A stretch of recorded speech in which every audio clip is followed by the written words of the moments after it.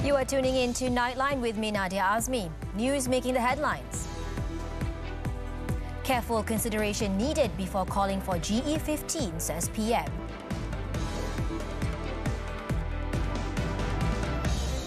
And at least 14 killed in Somalia hotel siege.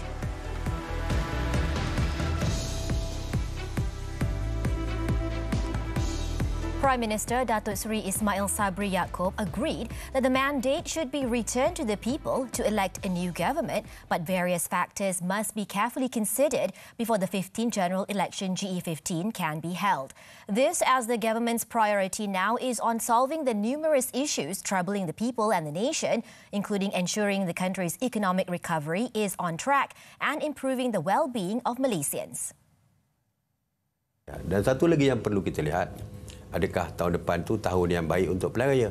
Kalau kita kata ada ketidaktentuan ekonomi sebagai contoh, kita tak tahu tahun depan mungkin better ataupun lagi teruk daripada sekarang. Jadi adakah kita perlu tunggu tahun depan? Jadi banyak pertimbangan. Tahun ini pun ada logiknya, tahun depan pun ada logiknya. Jadi kita akan tunggu lain dan sebagainya kepada orang.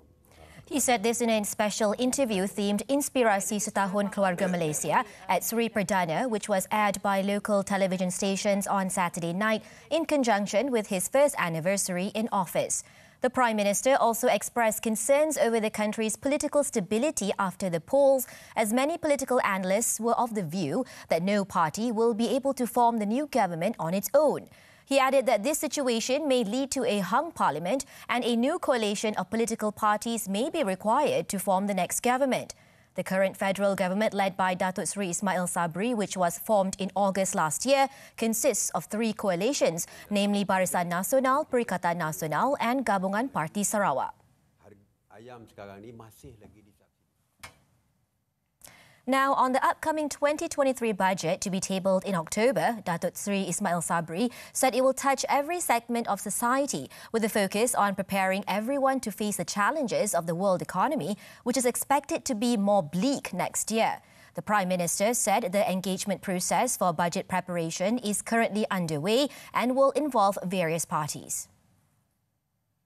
Dan saya dipahamkan oleh Kementerian Kewangan, mereka mewujudkan satu ruang untuk rakyat memberikan pandangan melalui secara online dan sebagainya. Jadi bajet kali ini adalah bajet rakyat yang feedbacknya, maklum balasnya diterima daripada semua pihak. On August 15th, the Prime Minister said that the 2023 budget will, among other things, continue to emphasise the welfare of Keluarga Malaysia. It will also take into account the country's readiness to face the possibility of a more challenging global economic crisis. In July, International Monetary Fund (IMF) Managing Director Kristalina Georgieva said the global economic situation is expected to continue to be challenging this year and in 2023, with an increased risk of recession.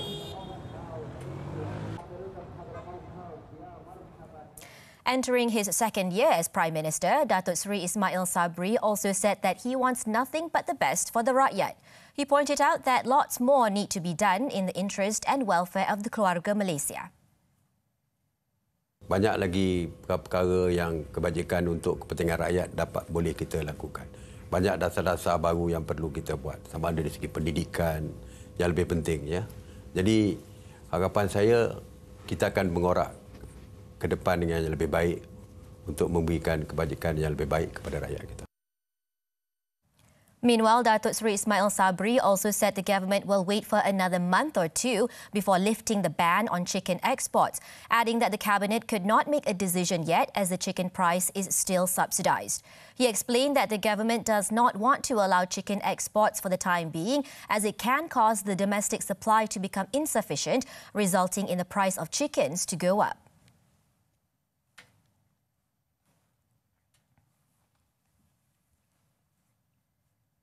Yang di-Pertuan Agong Al-Sultan Abdullah Riayatuddin Al-Mustafa Bilasha is optimistic that bilateral relations between Malaysia and Turkey will continue to strengthen ahead of the 60th anniversary of the establishment of diplomatic relations between the two nations in 2024. His Majesty said Malaysia and Turkey have agreed that bilateral relations, which was elevated to a comprehensive strategic partnership, would continue to remain strong through various collaborations between the two countries.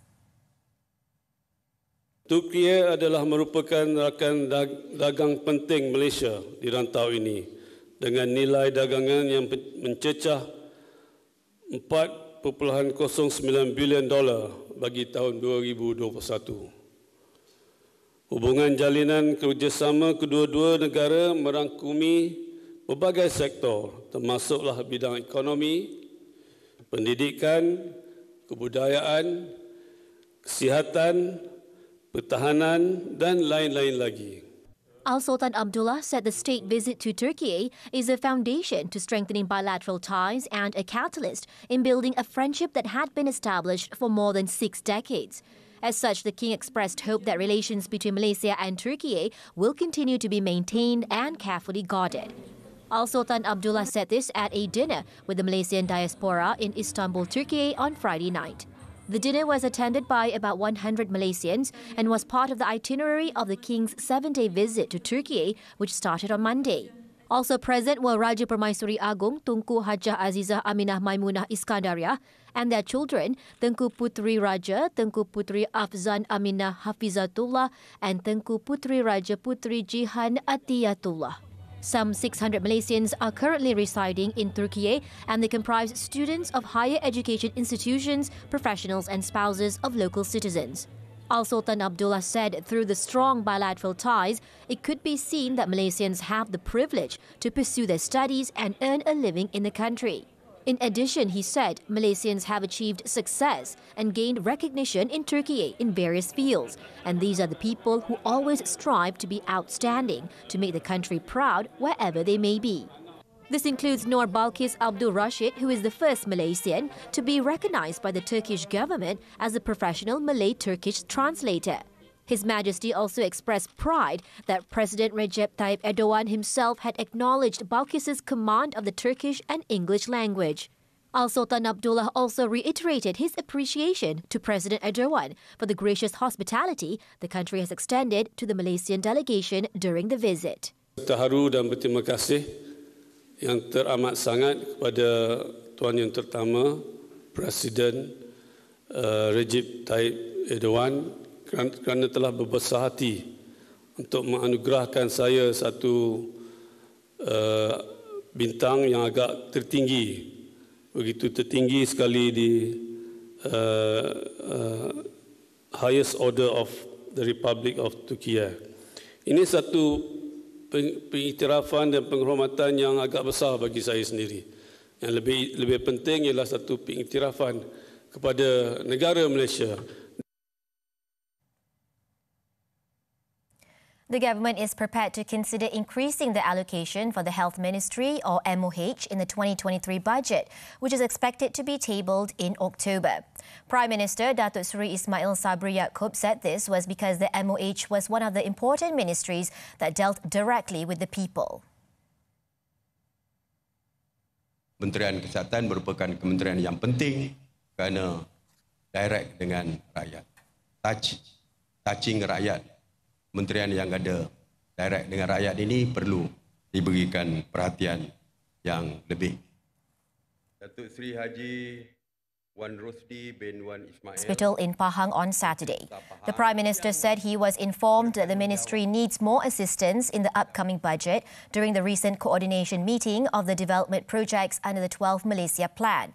He added that Health Minister Khairi Jamaluddin had asked for the expenditure to be increased to 5% of the GDP as it is at 2.5% currently, adding that the Economic Planning Unit will look into the matter.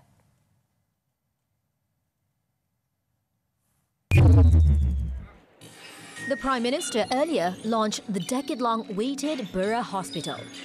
The 92.5 million ringgit hospital complex, which was approved under the 9th Malaysia Plan, took over 10 years to complete because of the failure of the contractor to finish work within the stipulated time. Built on an area measuring 13 hectares, the hospital will serve over 150,000 people in Borough and the nearby areas. Datuk Seri Ismail Sabri, who is the Borough Member of Parliament, paid tribute to the former Sultan of Pahang, Almarhum Sultan Ahmad Shah, saying he was the individual responsible for making the construction of the Borough Hospital a reality. Previously, the people in Borough had to travel between 32 and 52 kilometres to the nearest hospital, including to the Sultan Haji Ahmad Shah Hospital in Temerloh and Jempol Hospital in Negeri Sembilan. Yang duduk di sempadan Negeri Sembilan, iaitu di gugusan Tembangau, orang asli di Pos Iskandar, Kampung Pasal dan sebagainya, apabila lahir, apabila bersalin, kena pergi ke Jempol. Bukan pergi, tak boleh pergi ke Temerloh, terlampau jauh, hampir 2 jam naik kereta nak pergi ke hospital Temerloh. Jadi kena lahir di Negeri Sembilan. Jadi dalam surat kelahiran, surat beranak, kita panggil surat beranak tu, lahir di Jempol, anak negeri Sembilan. Jadi tuanku kata, ini tak boleh jadi. He added that the hospital will now pave the way for various health-related programs which can be comprehensively implemented. The Prime Minister said that when he served as the Youth and Sports Minister in 2008, Almarhum Sultan Ahmad Shah was present for the hospital's groundbreaking ceremony and had shown deep concern about the progress. Datuk Seri Ismail Sabri stressed that the opening of the Borough Hospital is proof of the seriousness and commitment of the government in developing and providing health facilities for Malaysians to enjoy good health and quality services. Starting next month, 550 classrooms in 110 schools across the country will be transformed into hybrid classes under a pioneer project by the Education Ministry aimed at promoting innovative learning through the sharing of creative teaching. The Hybrid Classrooms Pioneer Project is among a slew of initiatives undertaken by the Ministry to accelerate the digitalization and information and communication technology (ICT) in the public education system. Speaking to reporters after attending the Education Transformation Ceremony, ICT Empowerment, at SMK Putrajaya Precinct 18-1 on Saturday, Senior Education Minister Dato Dr. Razzie Jidin said the ministry hoped it would be all systems go for the hybrid classrooms by November. He said the ministry is in the final stage of selecting the schools for the project, whereby each of the schools will house 5 hybrid classes. Apart from incorporating the use of equipment and devices such as laptops and smart interactive whiteboards, the ministry will also boost the internet connection with a software-designed Wide Area Network SD1 and Local Area Network LAN. Dr. Razzie added the project was a 2-in-1 initiative that would not only increase the use of technology in teaching and learning, but also encourage the sharing of innovative teaching methods between schools. He said the ministry had also embarked on a 1.3 billion ringgit initiative to improve and replace ICT equipment and infrastructure, including desktops and laptops, printers, projectors and charging ports, using the lease-to-use approach in schools nationwide, which would be implemented in 3 phases. The first phase, which is almost 90% complete, involved 3,900 schools and an allocation of 411.8 million ringgit. Fasa kedua melibatkan 3,455 buah sekolah dengan anggaran nilai projek sebanyak 460 juta ringgit. Dan fasa ketiga melibatkan baki 3,400 buah sekolah dengan anggaran projek 430 juta ringgit. Jadi fasa pertama dah hampir nak selesai, fasa kedua akan dilaksanakan pada tahun 2022 sehingga awal 2023 dan fasa ketiga akan diselesaikan pada tahun 2023. Dr. Razzie said that with the lease-to-use approach, schools would no longer have to wait for a long time to repair or dispose of damaged computers. Suppliers or vendors of the devices will be responsible to maintain, repair and even dispose the devices.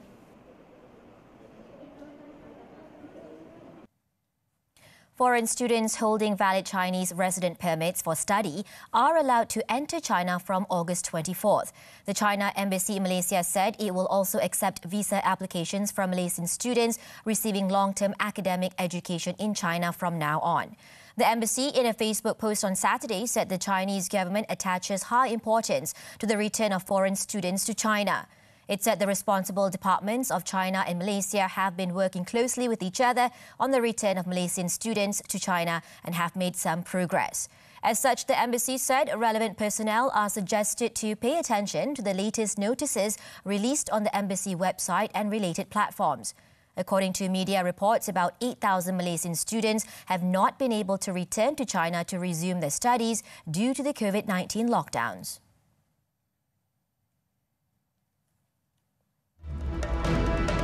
We're going for a short break. When we come back, more than a dozen killed in Turkey bus collision. Sepi tiada mis.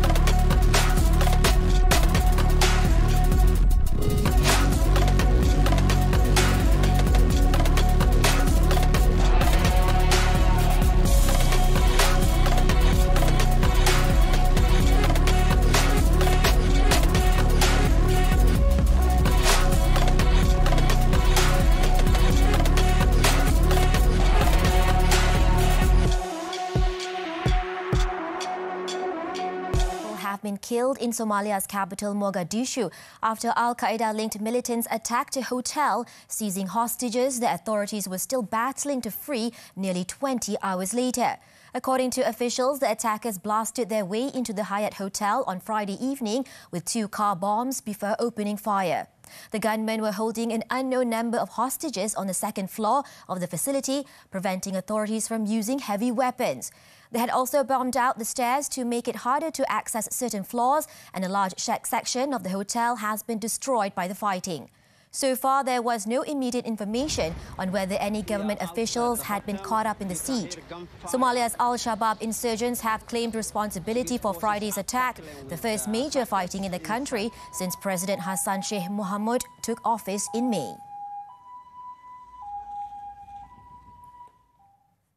A passenger bus collided Saturday with emergency teams handling an earlier road accident in southern Turkey, leaving at least 16 people dead and nearly 24 others injured. Authorities said the incident occurred when fire brigade, medical teams and the media were responding to a different incident before a bus crashed about 200 meters behind after it slid to the earlier crash site and hit the first responders and those wounded on the ground. 3 firefighters, 2 paramedics and 2 journalists were among those killed on the highway between Gaziantep and Nizip. The other 9 fatalities were those who were riding on the bus, and at least 22 others were left injured in the incident. In the meantime, in confirming the incident, the Ilhas news agency said 2 of its journalists were killed after pulling over to help victims from the initial accident, where a car came off the highway and slid down an embankment. The United Nations is set to end travel ban exemptions for 13 Taliban officials on Friday, pending any deal by Security Council members on a possible extension. So far, China and Russia have called for an extension, while the United States has sought a reduced list of its officials allowed to travel and the destinations they can travel to. Ireland objected this week. The latest proposal on the table would allow just 6 officials to travel for diplomatic reasons. If no member of the Council objects by Monday afternoon, it will come into force for 3 months. Under a 2011 UN Security Council resolution, 135 Taliban officials are subject to sanctions that include asset freezes and travel bans. But 13 of them were granted exemptions from the travel ban to allow them to meet officials from other countries abroad.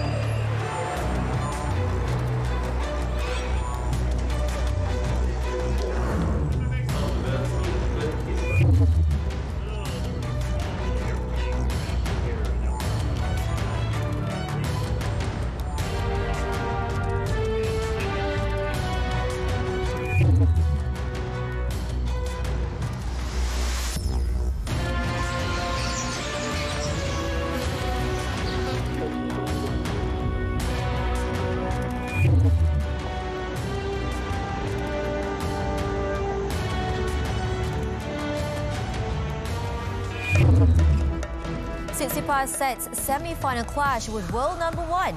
Tennis action from Cincinnati after this breather.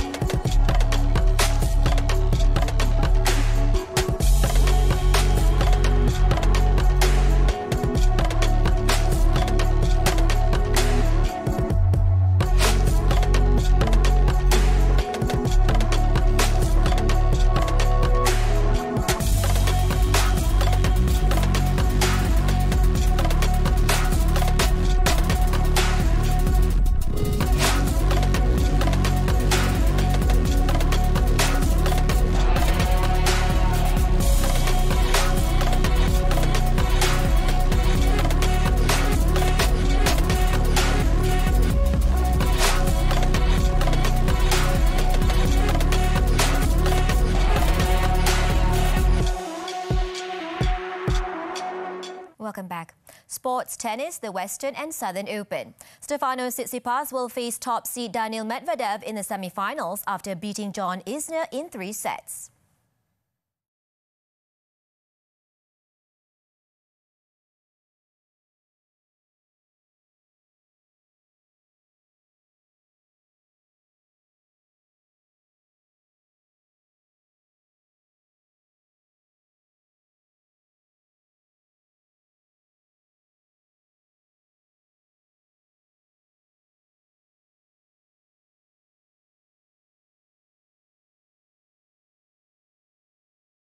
His place in the last 4 after beating Taylor Fritz in straight sets.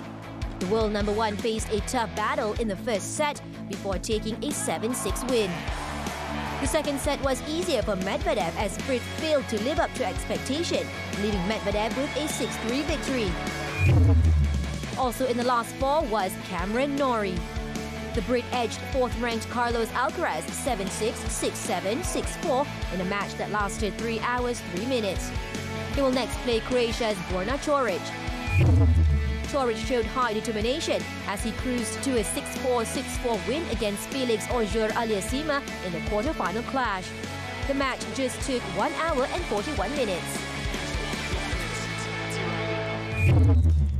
In the women's event, Madison Keys' revival continued with a 6-2, 6-4 defeat of Wimbledon champion Elena Rybakina of Kazakhstan in 1 hour and 31 minutes as she reached the semi-finals for the second time. The American won the biggest title of her career here in 2019, and this result took her overall record at the tournament to 17-7, her best by some distance in WTA 1000 events. In the last 4, Keys will meet Petra Kvitova of the Czech Republic. Playing against Ayla Tomljanovic of Australia, Kvitova started the game on a high note as she took the first set 6-2. Tomljanovic tried to provide some fights in the decider, but Kvitova had another idea, securing a spot in the last 4 with a 6-3 win.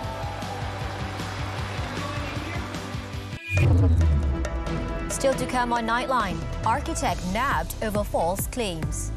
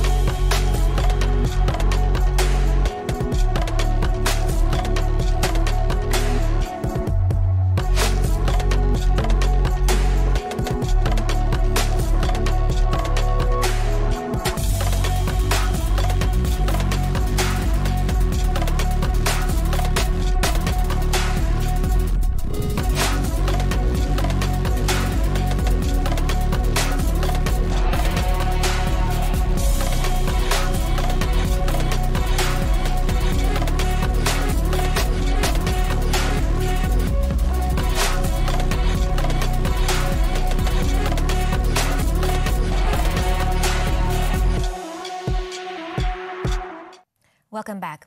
Graft investigators have arrested an architect for submitting false claims amounting to 3 million ringgit involving a development project in the East Coast. The suspect in his 40s was detained following the arrest of 4 individuals in connection with the same case in June. It was reported that the suspect was held when he was summoned to the Malaysian Anti-Corruption Commission (MACC) headquarters at about 6 p.m. on Friday. The suspect was among the individuals allegedly involved in submitting false claims for a project with a total amount of 300 million ringgit. The suspect has been remanded for 4 days until August 23rd after Magistrate Irza Zulaika Rohanuddin allowed an application submitted by the MACC. MACC Senior Director of Investigation, Datuk Sri Syamuddin Hashim, confirmed the arrest.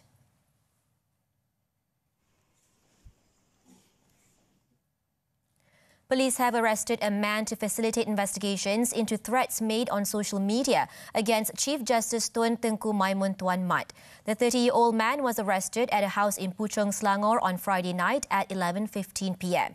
In a statement on Saturday, Bukit Aman Corporate Communications Chief Assistant Commissioner A. Iskandar Guru said authorities also seized a mobile phone and SIM card believed to have been used to upload the threats. The arrest was made following a report in relation to the threats posted by Facebook user Apis Bond. The suspect has been remanded for 4 days until Tuesday to assist investigations into the case under the Sedition Act, Penal Code and Communications and Multimedia Act.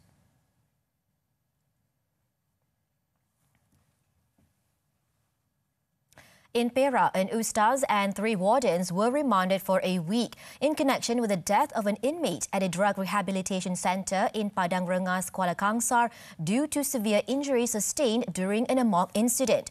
District Police Chief Assistant Commissioner Omar Bakhtiar Yaakob said that the remand application for the 4 men until next Friday was made at the Taiping Magistrates Court on Saturday.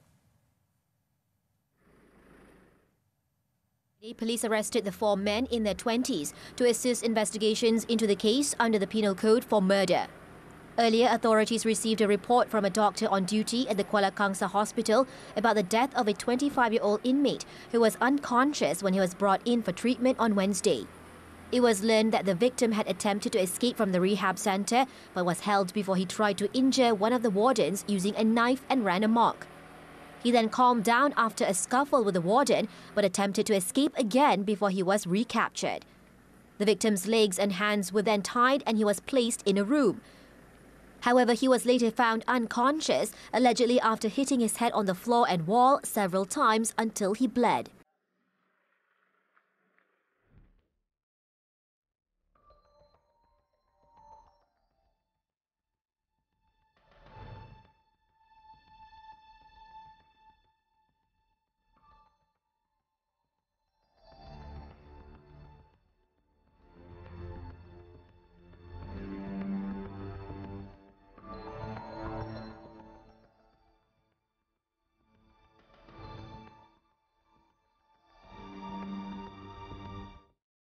An array of colours and floats filled the streets of Belfast on Saturday as Northern Ireland's largest cultural diversity festival took place. The Mela Carnival Parade, which will take place over the next week, wound its way through the city, bringing music, dance, art, food and celebrations back to the streets. Let's take a look at the carnival as we wrap up Nightline this time around. I'm Nadia Azmi. Thank you for watching and stay safe.